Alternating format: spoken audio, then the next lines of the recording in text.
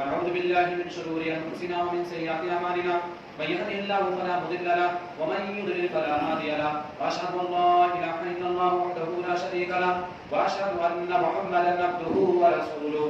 أما بعد فإن خير الحديث كتاب الله وخير الهدي هدي محمد صلى الله عليه وسلم وشر الأمور محدثاتها وكل محدثة بدعة وكل بدعة ضلالة وكل ضلالة في النار. أعوذ بالله من الشيطان الرجيم. بسم الله الرحمن الرحيم. يا أيها الذين آمنوا اتقوا الله حق تقاته ولا تموتن إلا وأنتم مسلمون.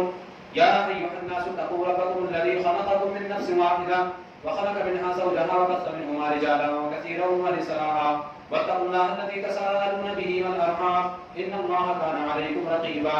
يا أيها الذين آمنوا اتقوا الله وقولوا قولا سديدا يصلح لكم أعمالكم ويغفر لكم ذنوبكم ومن يطع الله ورسوله فقد فاز فوزا عظيما. أما بعد فإن خير الحديث كتاب الله وخير الهدي هدي محمد صلى الله عليه وسلم وشر الأمور محدثاتها وكل محدثة بدعة وكل بدعة ضلالة وكل ضلالة في النار. أعوذ بالله من الشيطان الرجيم.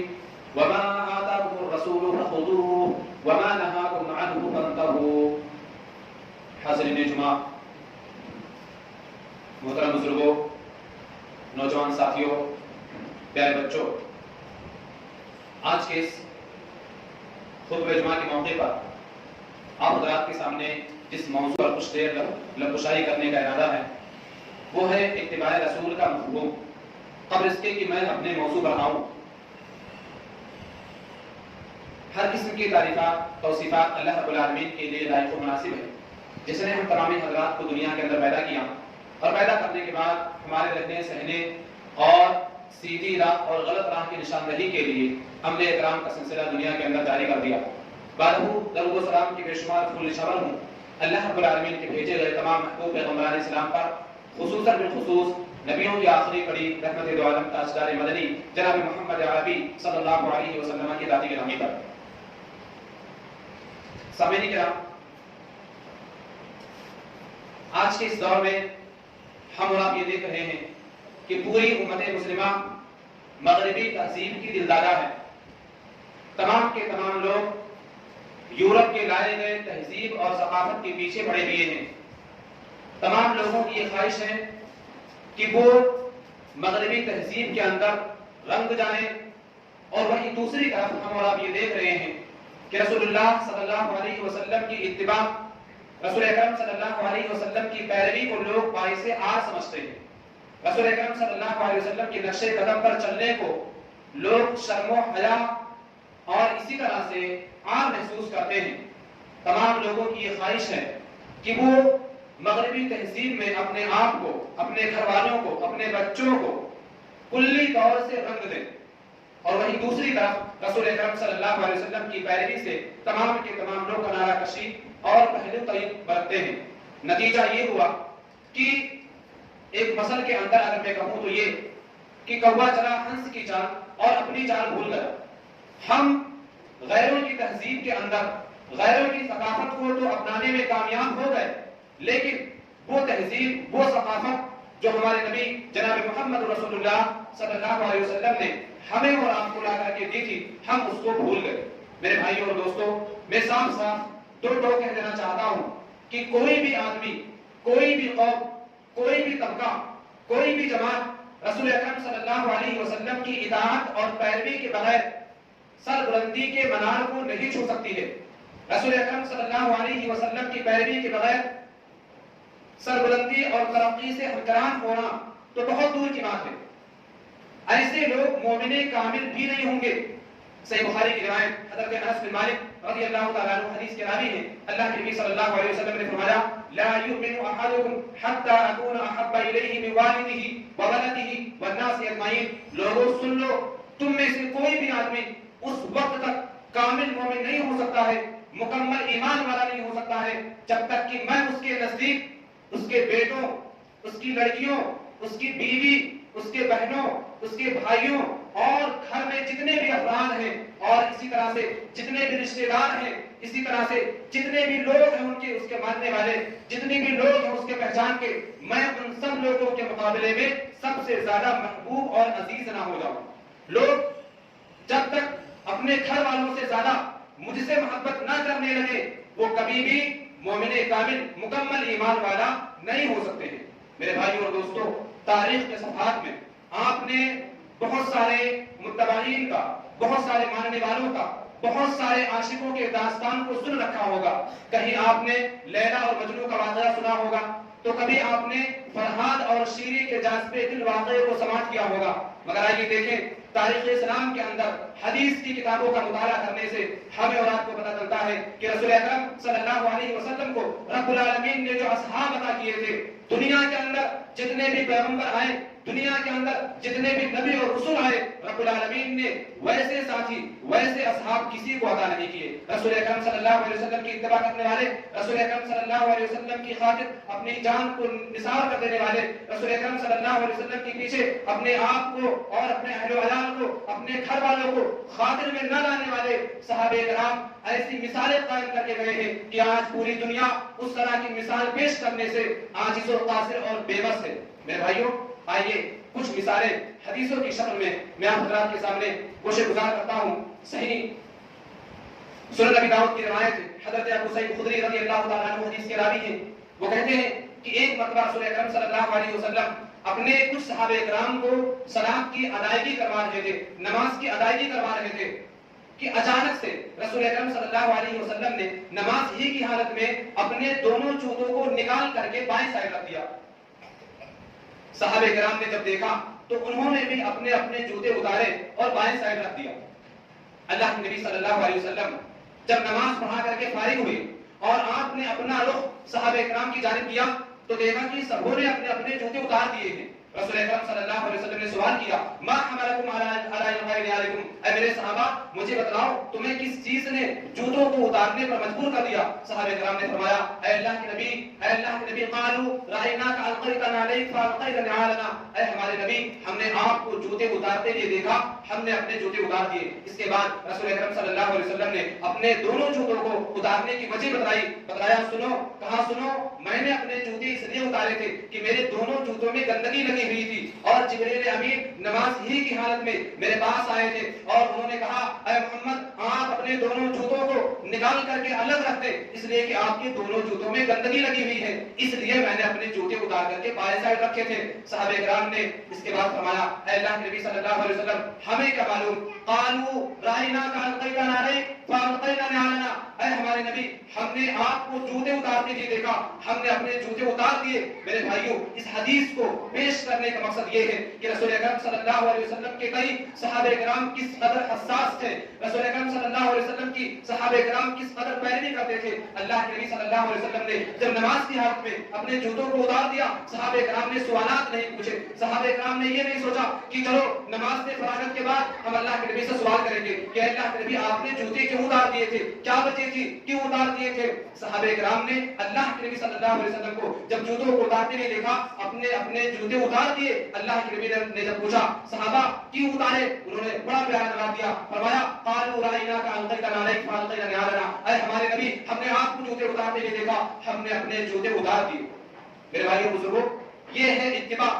اسے کہتے ہیں رسول اکرم صلی اللہ علیہ وسلم کی پیروی کرنا۔ اور آپ نثار جائیے، قربان جائیے صحابہ کرام پر، انہوں نے رسول اکرم صلی اللہ علیہ وسلم کی خاطر اپنے جان کی، اپنے مال کی اور اسی طرح سے اپنے گھر والوں کی بازی لگا دی، اپنی اولاد، اپنے بچوں اور اسی طرح سے اپنے ماننے والوں کو رسول اکرم صلی اللہ علیہ وسلم کی خاطر کبھی بھی راہ میں رکاوٹ نہیں بننے دیے۔ بیٹا قربان ہوتا ہے تو ہو جائے، بیوی جاتی ہے تو چلی جائے، بیٹا جاتا ہے تو چلا جائے، لیکن رسول اکرم صلی اللہ علیہ وسلم کا دامن ہاتھ سے نہ چھوٹنے پائے۔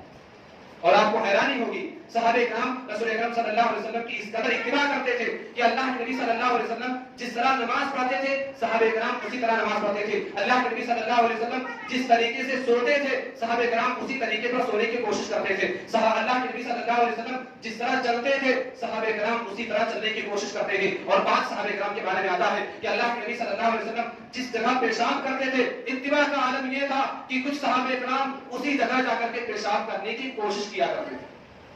مگر آج حیرانی کی بات ہے، تعجب کی بات ہے، تمام مکاتب فکر والے، تمام لوگ اپنی درسگاہوں میں، اپنے اسکولوں میں، اپنے مدرسوں کے اندر بخاری پڑھاتے ہیں، صحیح مسلم کو داخل نصاب مانتے ہیں، صحیح مسلم کو داخل نصاب رکھتے ہیں، لیکن جب حدیث آ جائے اور جو امام کے قول کے برخلاف ہو، لوگ یہ کہہ دیتے ہیں کہ یہ حدیث ہے، ہم مانتے ہیں کہ یہ حدیث ہے، لیکن یہ حدیث ہمارے مسئلہ کے خلاف ہے، یہ حدیث ہمارے امام کی بات کے برخلاف ہے۔ میرے بھائیوں، ہونا تو یہ چاہیے کہ لوگ یہ کہتے کہ میرے امام کی بات، میرے امام کا موقف اس حدیث کے برخلاف ہے، بجائے اس کے لوگ یہ کہہ دیتے ہیں کہ یہ حدیث ہمارے امام کے قول کے برخلاف ہے، اور یہ کہہ کر کے حدیثوں کو ایک سائڈ کر دیتے ہیں۔ میرے بھائیوں اور دوستوں، میں ایک سوال کرتا ہوں، مجھے بتلاؤ کیا محمد عربی صلی اللہ علیہ وسلم آپ کے ہیں یا نہیں؟ کیا رسول اکرم صلی اللہ علیہ وسلم آپ کے ہیں یا نہیں؟ اگر رسول اکرم صلی اللہ علیہ وسلم آپ کے ہیں اور آپ ان کے امتی ہیں تو خدا کے لیے رسول اکرم صلی اللہ علیہ وسلم کی سیرت پر چلو، رسول اکرم صلی اللہ علیہ وسلم کی اتباع کرو، سب کا ادب کرو، علماء کا ادب کرو، اماموں کا ادب کرو، اولیاء کا ادب کرو، اپنے بڑوں کا ادب کرو، سب کا احترام کرو، مگر محمد عربی صلی اللہ علیہ وسلم کی بات کرو۔ کسی شاعر نے کہا تھا، دنیا میں جتنے لوگ ہیں احترام کے قابل، دنیا میں جتنے لوگ ہیں احترام کے قابل، میں سب کو مانتا ہوں، مگر مصطفیٰ کے بعد، اللہ کے نبی صلی اللہ علیہ وسلم کے بعد سب کو رکھو۔ آپ کو حیرانی ہوگی، بہت سارے لوگوں کو دیکھا جاتا ہے کہ نشہ نہیں چھوڑ پاتے ہیں، بہت سارے لوگ شکایت کرتے ہیں کہ ہمیں عادت ہے، ہمیں لت لگی ہے اس چیز کی، ہمیں تمباکو کھانے کی لت لگی ہے، ہمیں سگریٹ پینے کی لت لگی ہے، ہمیں گاجا اور چرس لینے کی لت لگی ہے، عادت لگی ہے۔ میرے بھائیوں، کوئی بھی چیز کتنی ہی کیوں نہ ہو، لیکن شراب سے زیادہ نشیلی نہیں ہے۔ ایک شرابی اپنے گھر کو بیچ دے گا، ایک شرابی اپنے بچوں کو بیچ سکتا ہے، ایک شرابی شراب کے لیے اپنی پوری زندگی داؤں پہ لگا سکتا ہے، لیکن شراب چھوڑنا اس کے لیے بہت مشکل ہوتا ہے۔ ہم اور بارہ اس کا مشاہدہ کرتے ہیں معاشرے کے اندر۔ آئیے دیکھیں اللہ کے نبی صلی اللہ علیہ وسلم کے صحابہ کس قدر اللہ کے نبی صلی اللہ علیہ وسلم کی باتوں کا پاس و لحاظ رکھا کرتے تھے۔ صحیح بخاری کتاب الاشربات کی روایت، حضرت انس بن مالک رضی اللہ تعالیٰ عنہ حدیث کے راوی ہیں، وہ کہتے ہیں کہ ابھی شراب حرام نہیں ہوئی تھی، ابھی شراب حرام نہیں ہوئی تھی، اور میں اپنے گھر کے اندر ابو طلحہ رضی اللہ تعالیٰ عنہ، ابو عبیدہ بن جراح رضی اللہ تعالیٰ عنہ اور مشہور قاری قرآن ابی بن کعب رضی اللہ تعالیٰ عنہ کو اپنے گھر میں بٹھا کر کے شراب پلا رہا تھا۔ ہم لوگ باہم بیٹھ کر کے ایک دوسرے کو شراب پلا رہے تھے۔ اسی دوران ایک آواز لگانے والے نے آواز لگائی، ان الخمر قد حرمت، لوگوں سن لو، آج کے بعد سے شراب حرام قرار ہو گئی ہے، آج کے بعد سے شراب کو حرام قرار دے دیا گیا ہے۔ حضرت ابو طلحہ رضی اللہ تعالیٰ عنہ نے انس بن مالک سے پوچھا، انس تم کچھ سن رہے ہو؟ انس نے کہا ہاں میں بھی سن رہا ہوں، ان الخمر قد حرمت، شراب حرام قرار پا گئی ہے۔ ابو طلحہ رضی اللہ تعالیٰ عنہ نے کہا، انس پھر کس دیر کی بات ہے، کیوں دیر کر رہے ہو، اٹھو اور سراہیاں لے جا کر کے باہر گلی میں پھینک دو۔ انس رضی اللہ تعالیٰ عنہ کہتے ہیں، فَأَحْرَقْتُهَا، سراہیوں کے اندر جو شرابیں تھی، سراہیوں کے اندر جو خالص اور قیمتی شرابیں رکھی ہوئی تھی، گلاسوں کے اندر جو شرابیں رکھی ہوئی تھی، ہم نے انہیں اٹھا کر کے مدینہ کے باہر، مدینہ میں جو گلیاں تھی، جو نالے تھے، جو کوچے تھے، ہم نے ان میں لے جا کر کے سراہیوں کو اڑیل دیا۔ میرے بھائیوں اور دوستوں، اس پر غور کرنے کی بات ہے، یہ اس وقت کی بات ہے جب صحابہ کرام شراب ہی کی تجارت کرتے تھے، جب صحابہ کرام کا گھر، بہت سارے صحابہ کرام ایسے تھے جن کا گھر، جن کا خرچ برچ شراب ہی کی تجارت پر منحصر تھا۔ صحابہ کرام اپنے 6 سالہ 7 سالہ بچوں کا پیٹ شراب بیچ کر کے بھرا کرتے تھے، لیکن جب نبی کی آواز کانوں سے ٹکرائی، اللہ کے نبی صلی اللہ علیہ وسلم نے جب یہ آواز لگوائی، ان الخمر قد حرمت، صحابہ کرام نے اپنے بزنس کی پرواہ نہیں کی، صحابہ کرام نے اپنے چھوٹے چھوٹے بچوں کو بھوک سے بلکتا ہوا دیکھنا گوارا کر لیا، لیکن نبی کی ایک بات کو رائے گا نہیں جانے دی۔ مگر آج ہمیں یہ شکایت ہے کہ ہم سے تمباکو نہیں چھوڑا جائے، ہم سے سگریٹ نہیں چھوڑا جائے، حالانکہ یہ ساری کی ساری چیزیں امت محمدیہ کے اندر، شریعت اسلامیہ کے اندر حرام ہے، علماء نے باقاعدہ ان پر حرام کا فتویٰ لگایا ہے۔ میرے بھائیوں اور دوستوں، ضرورت اس بات کی ہے کہ ہم اپنے تئیں رسول اکرم صلی اللہ علیہ وسلم کے تئیں حساس ہوں، اپنے آپ اپنے اندر اتباع رسول کا جذبہ پیدا کریں۔ آئیے ایک اور روایت، صحیح بخاری کی روایت کتاب تفسیر کی ہے، حضرت عبداللہ بن مسعود رضی اللہ تعالیٰ عنہ حدیث کے راوی ہیں۔ ایک مرتبہ عبداللہ بن مسعود رضی اللہ تعالیٰ عنہ نے یہ فتویٰ دیا کہ اللہ رب العالمین نے لعنت فرمائی ہے گودنا گودنے والی عورت پر، گودنا گدوانے والی عورت پر، اسی طرح سے بھونگ کے بالوں کو باریک کرنے والی عورت پر، والمغیرات خلق اللہ، اور اللہ رب العالمین کی تخلیق کو بدلنے والی تمام عورتوں پر لعنت فرمائی ہے۔ عبداللہ بن مسعود رضی اللہ تعالیٰ عنہ نے جب یہ فتویٰ جاری کیا مدینہ کے اندر، اور یہ فتویٰ ام یعقوب جو قبیلے بنو اسد کی ایک عورت تھی ان کے پاس یہ فتویٰ پہنچا تو ام یعقوب عبداللہ بن مسعود رضی اللہ تعالیٰ عنہ کے پاس آ گئی, ان کے گھر آئی اور کہا حضرت آپ نے یہ فتویٰ بیان کیا ہے, آپ نے یہ جو فتویٰ دیا ہے کہ اللہ تعالیٰ نے فلاں فلاں عورتوں پر لعنت فرمائی ہے, آپ مجھے بتلائیں آپ نے کس دلیل کی بنیاد پر یہ بات کہی ہے, آپ نے کس حدیث کی بنیاد پر یہ بات کہی ہے, آپ نے کس آیت کو سامنے رکھ کر کے یہ فتویٰ دیا ہے. عبداللہ بن مسعود رضی اللہ تعالیٰ عنہ نے جواب دیا کہ میں اس عورت پر لعنت کیوں نہ کروں جس عورت پر رب العالمین لعنت فرماتا ہے اور اللہ کے نبی جناب محمد عربی صلی اللہ علیہ وسلم لعنت فرماتے ہیں, اور جو چیز کتاب اللہ یعنی قرآن کریم کے اندر موجود ہے. اس عورت نے کہا عبداللہ بن مسعود یہ بتلاؤ قرآن صرف آپ ہی نہیں پڑھتے ہیں, قرآن ہم بھی پڑھتے ہیں, ذرا یہ بتلاؤ کہ یہ نصوص یہ عبارتیں قرآن کریم کے اندر کہاں موجود ہے. یہ فتویٰ تو قرآن کریم میں نہیں موجود ہے کہ اللہ تعالیٰ نے گودنا گودنے والی عورت پر, گودنا گودوانے والی عورت پر, بھاؤں کے بالوں کو تراشنے والی عورت پر, اپنے دانتوں میں خوبصورتی کے لیے قید کرانے والی لڑکیوں پر لعنت فرمائی ہے. یہ عبارت اور اس طرح کی بات تو قرآن کے اندر نہیں ہے. آپ نے یہ بات کس بنیاد پر کہہ دی؟ میرے بھائی اور دوستو, یہاں پر ٹھہر کر کے ہم ذرا اپنے معاشرے کا جائزہ لیں. ایک طرف اللہ کے نبی صلی اللہ علیہ وسلم نے یہ لعنت فرمائی ان عورتوں پر, لیکن ہمارے معاشرے کا کیا حال ہے؟ ہمارے معاشرے کا, اور خصوصاً ہم معاشرے کی بات نہ کریں, ہر کوئی اپنے گھر کا جائزہ لے لے, معاشرہ خود بخود سدھر جائے گا. ہمارے گھر کی عورتیں, ہمارے گھر کی خواتین کس طرح سے ہیں؟ اللہ کے نبی صلی اللہ علیہ وسلم نے اگر ایک طرف گودنا گودنے والی عورتوں پر لعنت فرمائی تھے, آپ دیکھیں, آپ دلی کے اندر رہتے ہیں, آپ دیکھیں بہت سارے مسلمانوں کی لڑکیاں, میں مسلمانوں کی بات کر رہا ہوں, مسلمانوں کی لڑکیاں اپنے ہاتھ میں گدوا کر کے, گودنا گدوا کر کے انگلش کے الفابیٹ لکھوا کر کے رکھتی, شارٹ فارم میں اس کا مطلب وہی جانتی ہیں کہ وہ اس سے کیا مراد لے رہی ہے. اکثر تو ہم نے دیکھا ہے کہ اشاروں میں اپنے بوائے فرینڈ کا نام اس میں لکھ کر کے رکھتی ہے نا, زیادہ تر یہی ہوتا ہے. اللہ کے نبی صلی اللہ علیہ وسلم نے گودنا گودنے والی عورتوں پر لعنت فرمائی تھی, لیکن آج مسلمانوں کی لڑکیاں اس کام میں پیش نظر آتی ہیں. اللہ کے نبی صلی اللہ علیہ وسلم نے بھاؤں کے بالوں کو تراشنے والی تمام عورتوں پر لعنت فرمائی تھی, مگر آج مسلمانوں کی لڑکیاں بیوٹی پارلر میں جا کر کے نہ جانے کتنا پیسہ اپنے گھر کا, اپنے باپ کا اسی ناجائز کام میں خرچ کرتی ہیں, اور بڑے فخر کے ساتھ, بڑے غرور کے ساتھ, بڑے ناز اور نخرے کے ساتھ معاشرے کے اندر گلیوں اور کوچوں کے اندر گھومتی ہیں اور بگڑے ہوئے نوجوانوں کی آنکھوں کی ٹھنڈک بنتی ہے. اللہ کے نبی صلی اللہ علیہ وسلم نے ایک طرف جہاں مسلمانوں کی لڑکیوں پر, مسلمانوں کی عورتوں پر, تمام عورتوں پر, وہ عورتیں جو اپنے دانتوں میں قید کراتی ہیں خوبصورتی کے لیے, ایسی تمام عورتوں پر لعنت فرمائی تھی. لیکن آج ہم آپ دیکھیں بڑے ہی فخر و غرور کے ساتھ, بڑے ہی ناز و نخرے کے ساتھ ہماری عورتیں, ہمارے گھر کی لڑکیاں اس کام میں پیش نظر آتی ہیں. اور میں آپ کو بتاؤں, بات اگر صرف یہاں تک رہتی تو کچھ حد تک ہم خاموش رہتے, کچھ حد تک ہم چپ رہتے, لیکن دیکھا جاتا ہے کہ اتنے ناجائز حرام اور افعال کرنے کے بعد, اتنے سارے گھٹیا حرکتیں کرنے کے بعد, اس قدر افعال انجام دینے کے بعد, وہ لڑکیاں بند صبر کر کے گھروں میں رہنے کے بجائے چھتوں پر گلیوں میں اور بالکنیوں پہ نظر آتی ہیں. مجھے معاف کرنا, آپ مجھ سے زیادہ جانتے ہیں معاشرے کے اندر جو بگاڑ ہے. میرے بھائی اور دوستو, یہ حال ہے کنواری عورتوں کا, یہ حال ہے کنواری لڑکیوں کا, اور شادی شدہ عورتوں کی بات تو کرے گی نا. جب تک شوہر کے سامنے رہیں گی, جب تک اپنے خاوند کے سامنے رہیں گی, وہی پیار سے لہسن والا کپڑا, وہی کچن والا کپڑا, نہ کوئی بناؤ ہے نہ سنگار ہے. لیکن اگر کسی کی شادی میں جانا ہو, کسی فنکشن میں جانا ہو, پورے بناؤ سنگار کے ساتھ, پوری فل تیاری کے ساتھ وہ عورتیں جاتی ہیں اور غیر محرم مردوں کی نظروں میں جا کر کے اپنے بناؤ اور سنگار کا اظہار کرتی ہیں.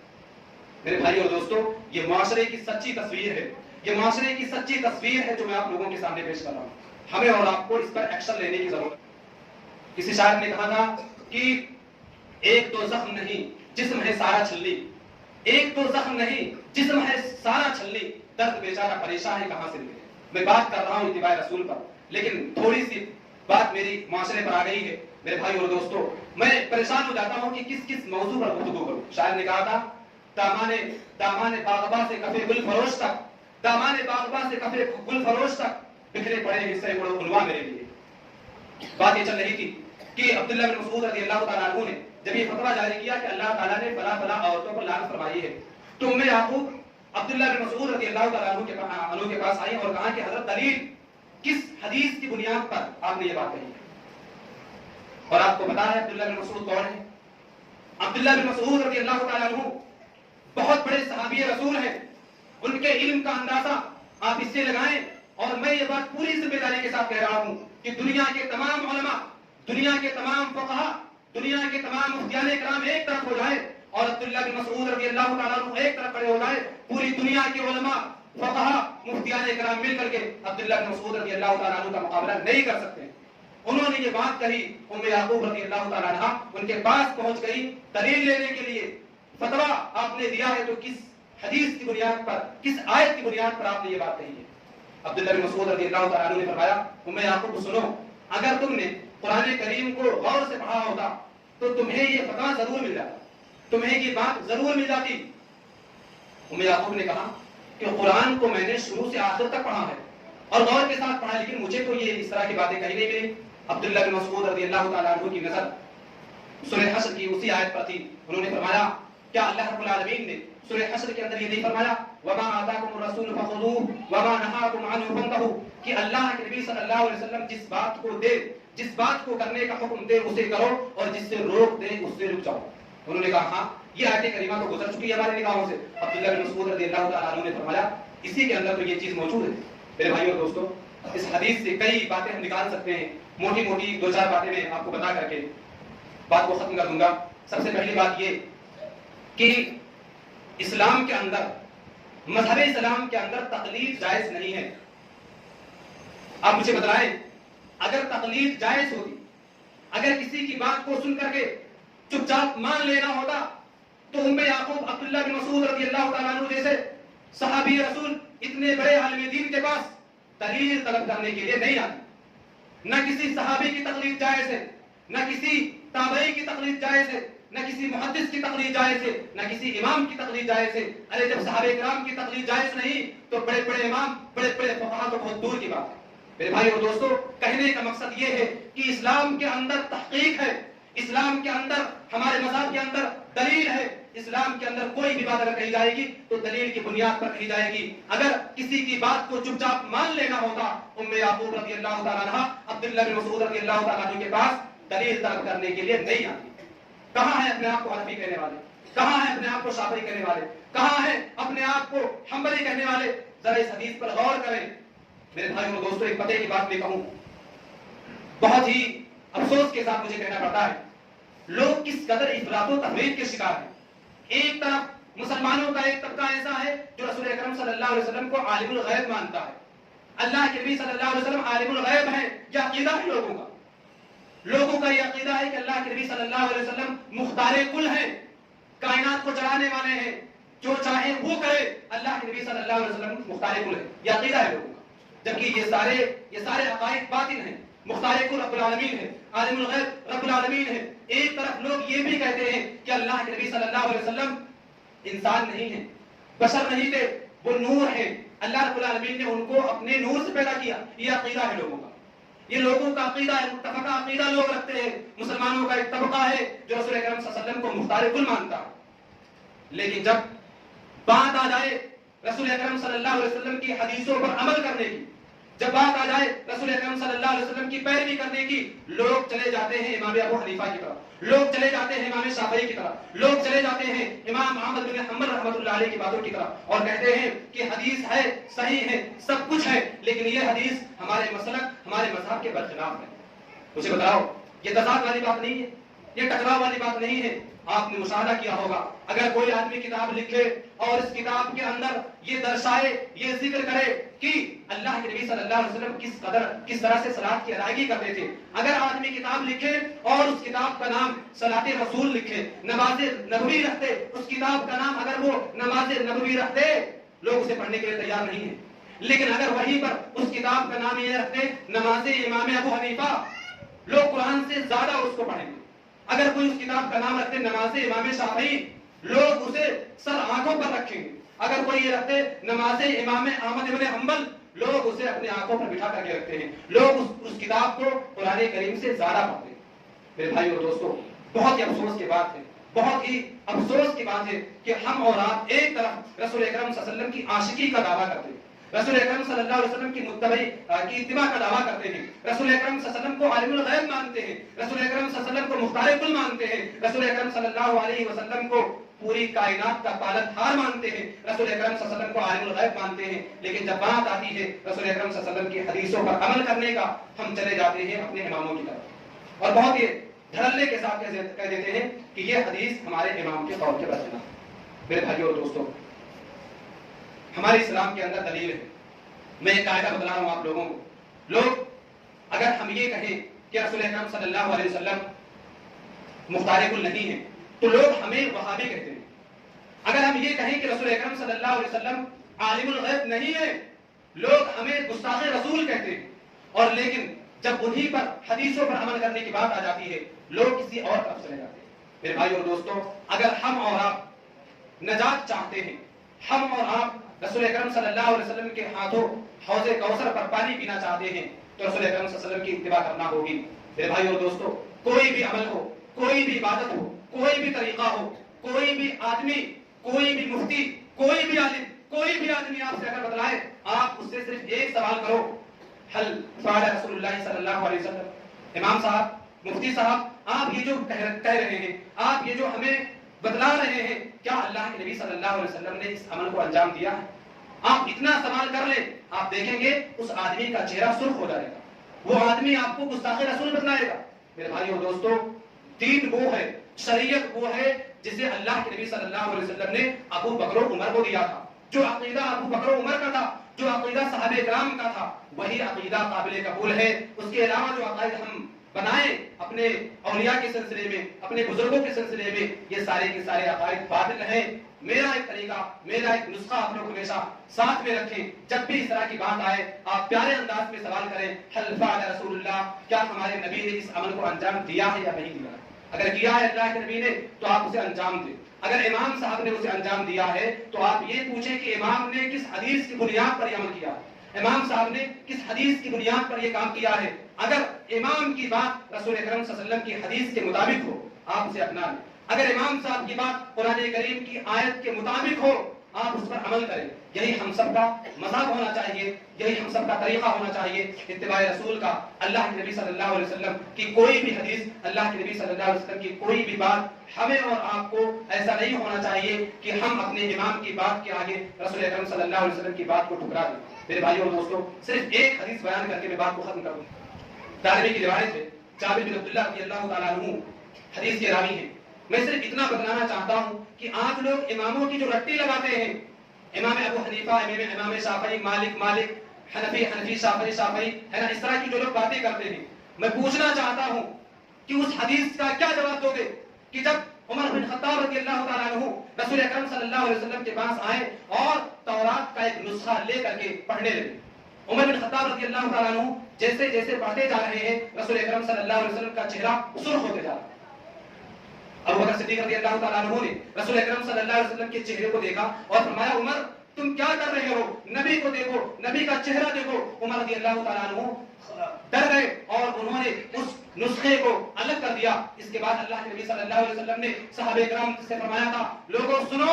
اللہ کے نبی صلی اللہ علیہ وسلم نے فرمایا تھا، میرے صحابہ یاد رکھو، قسم ہے اس ذات کی جس کے ہاتھ میں محمد کی جان ہے، آج اگر موسیٰ آ جائیں ان کو میری اتباع کرنا ہوگی، موسیٰ کو میری پیروی کرنا ہوگی، موسیٰ میری شریعت پہ چلیں گے۔ میرے بھائیوں اور دوستوں، مجھے بتلاؤ، میں یہ کہہ رہا ہوں کہ میرے نبی کے مقابلے میں کوئی نبی نہیں کھڑا ہو سکتا ہے، میرے نبی کے مقابلے میں کسی نبی میں اتنی جرأت اور ہمت نہیں ہے کہ ہمارے نبی کا سامنا کر سکے، ہمارے نبی کے مقابل میں آ کر کے کھڑے ہو جائے۔ اور لوگ بہت ہی دیدہ دلیری کے ساتھ، لوگ پوری ہمت کے ساتھ، جرأت کے ساتھ لا کر کے اماموں کو کھڑا کرتے ہیں،